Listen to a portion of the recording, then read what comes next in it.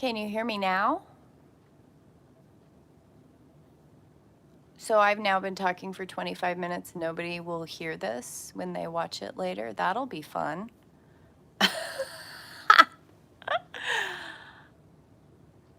Oh my goodness, that's hilarious. Okay, well, I've had a nice out loud conversation with myself. Echo, echo, wonderful. Oh, this is hilarious. I love it. Well, this is what happens when I do something earlier than I meant to. Well, I meant to do it earlier, but how about I start over? Wow. I'm going to have to edit this in YouTube. Okay, well, we'll start over. So, tiger is the card for animal today. Let me find it back again in the book.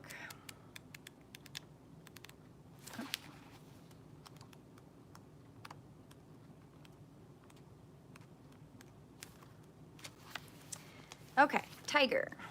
Lunar force, ease in darkness, feminine energy. The tiger hunts at night, at one with the silence, fearing nothing. This card reminds us to take in the wild darkness, to allow the lunar forces to soothe and heal our spirits.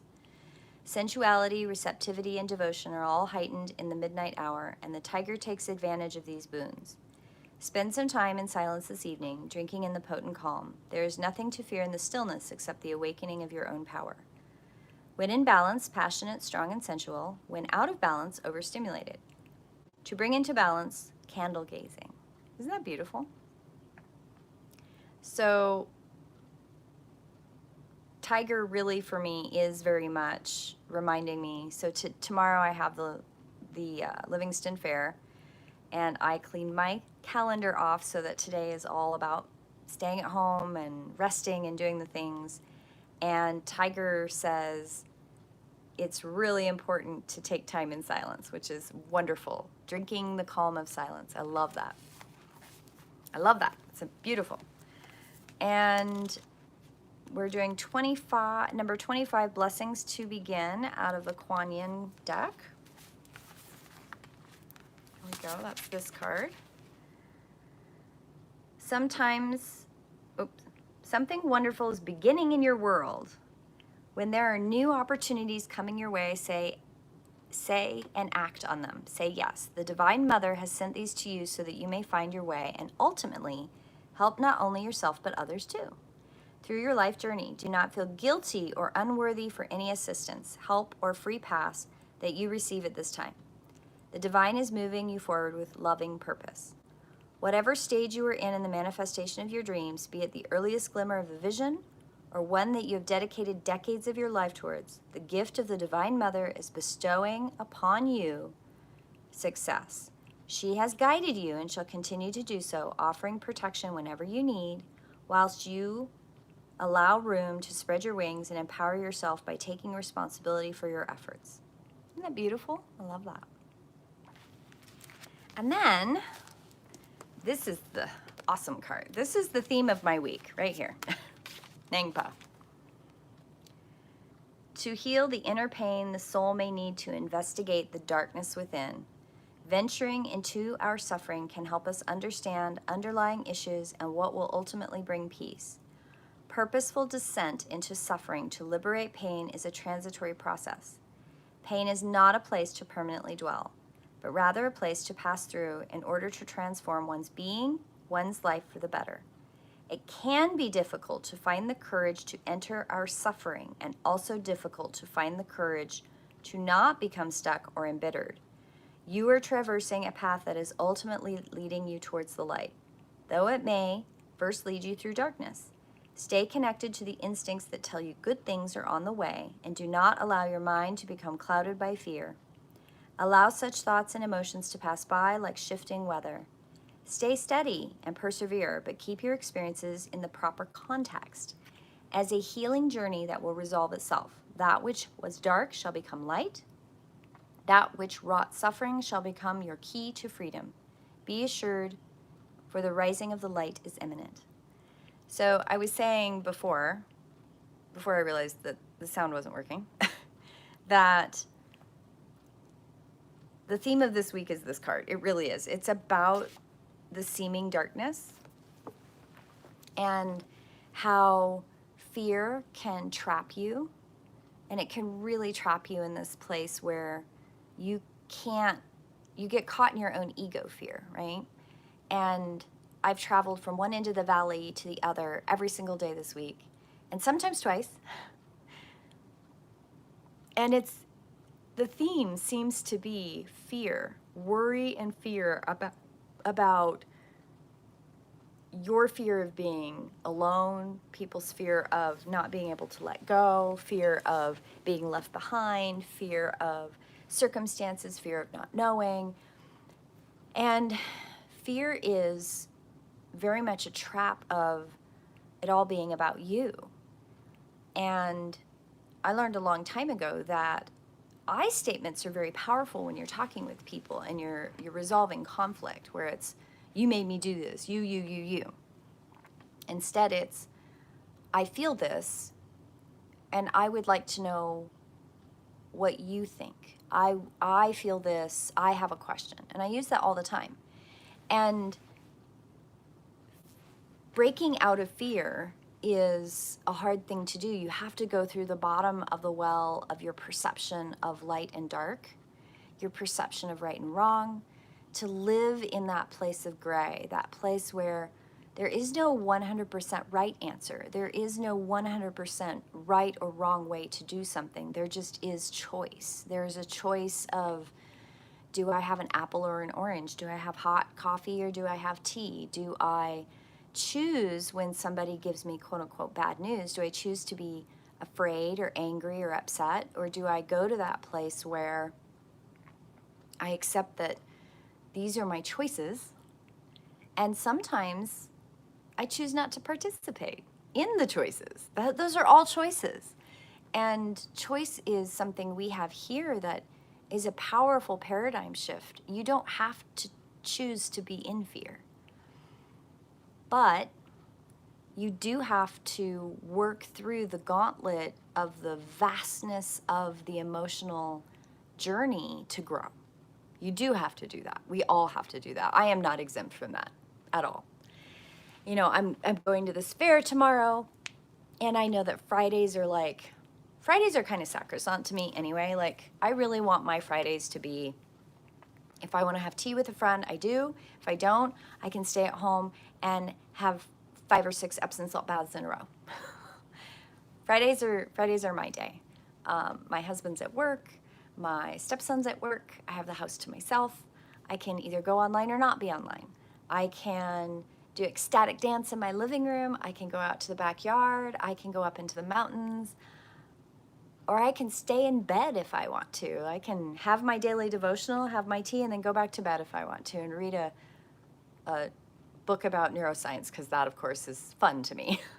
Or I can embroider, I can sew, I can do the things that nourish and transmute energy and nourish me.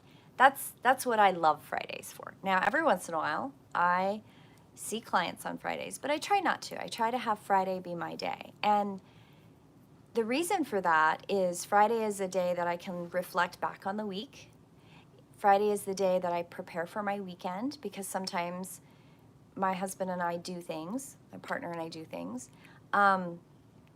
And I need and have learned that breaking the paradigm of the Western idea of what you do has to be something I can't live that way. I did for 35 years, 40 years, almost 40 years of my life. It was, you work Monday through Friday, you work, and then your weekends are fun, and you cram it all in. And there were so many instances in my life where I'd wake up on a Wednesday morning or randomly during the week, and my body would just be done. It would say, and you're done. And it would just shut down. And I know, looking back now, that some of it was the neurodiversity, like the autism is like, and you're done. Or the ADHD, and you're done. But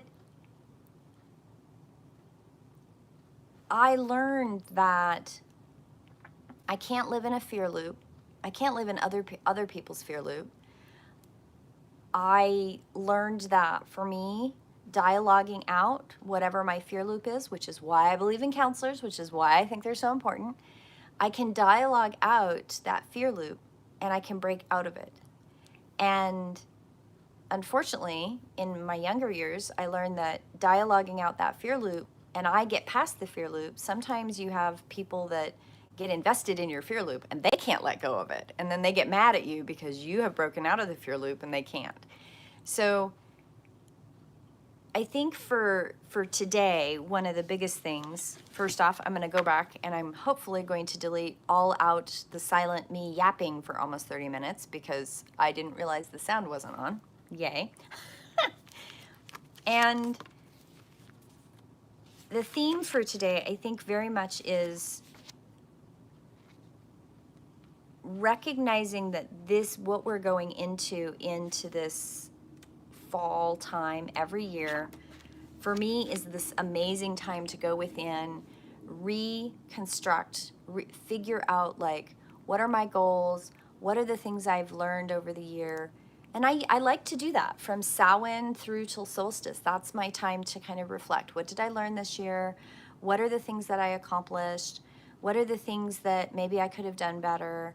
What are the goals that I have for going from solstice, moving on to the next part of the year? This last year we did the Wheel of the Year on the Celtic theme. And now this next year, I think I'm going to do the solstice theme. And I kind of like worked through that the last week after Samhain, going, okay, what is this going to look like moving forward? And I'm looking at today as a revitalization because tomorrow I want to be able to go into this public place and I want to have no fear. I want to have no attachment. I want to have no ego. I want to be in a place of centered, place of peace, because I want to be able to identify without any of that. And this last week has been really hard on people. There's a lot of people I have talked to this week that are caught in a fear loop. And if that's the theme for the week, then what is the fair going to be like? And oftentimes fairs can carry that theme. You can carry a theme into something like this. And this is a whole bunch of people who are, in theory, as a community, leveling up with this conscious awareness that you can work through the fear, you can work through this trauma, and you can let it go, and you can help each other, and you can be available for the wider world consciousness. And we are connected with the wider world consciousness in this awakening and letting go of the fear. And you know how I know that? Because I'm seeing them pop up on YouTube Shorts, and my Facebook and Instagram, and there's a whole bunch of platforms that I can't keep up with. But you know, I remember the first time I posted one of my little like mini blogs. I do like a mini blog sometimes on my Facebook personal page, and I had somebody type back that was inappropriate. Basically, I got chastised. And now I see them all the time. People are like, wait a minute, this is important. We do have to share this stuff. We don't have to do this alone. And that's really been the purpose of daily devotionals since 2017. I do these for me so that I can like work through whatever it is I'm working through in the mornings and get ready for my day. And I do it so that I can, and I share it with you so that you have something that you can say, this is what I want to hold on today. This is the thing, this is my theme, this is what I'm going to work on. And it's going to help you, in theory, untangle that fear and that ego fear loop that we get into. Because we don't have to be afraid of stuff, but we do have to face our emotions. We do have to slow down, and we have to be present with ourselves and stop running away from ourselves. Because if you run away from yourself, there's no way you can be with someone else. And it's important to make sure you have all of the tools going along in the journey. So I'm going to read from Celtic Devotional. Glad giver, true taker, as the raven stoops upon decay and cleanses the earth, so also do you take to yourself all the scattered beings, keeping safe their souls. In the mercy of your silence, I stand between life and death. May the life blood in my veins bring me to perfect mindfulness of my soul's purpose. Soul friends and teachers, you are my companions in the game of life. Keep my heart playful and daring by the skill and inspiration of your craft, and help me to consider the issues of this day. I am asking a blessing upon all who have become separated from those they love, from activities that give them refreshment, from soul nurture that they deeply need. May the Holy Ones grant release from the self-imposed boundaries that separate the soul from its true nourishment. As the winter deepens, it calls to celebrate the fallowness of the growing seasons and to respect our own fallow times as periods of rest and reflection. I look to my own life and see where I need to be obedient in winter's stillness. And I honor you, my friends, and thank you so much, Katgen619, for letting me know that it was on silent for almost 30 minutes. Yay! Hopefully I will be able to edit that out, so if you're watching this later, you're probably a little confused, but yeah, I literally talked for almost 30 minutes before somebody let me know they couldn't hear me. Yay! It's a lesson. It's okay. It is what it is. This is why I'm learning. I'm learning and I'm letting you teach me, and I'm learning to let go. Have a blessed day, my friends. And don't hold on to the fear. Let it go. Work through it, but let it go. To let go of fear, you have to work through where it comes from and what it's tied to. And you can totally let it go. Have a blessed day, and I will see you in prayer. Blessed be.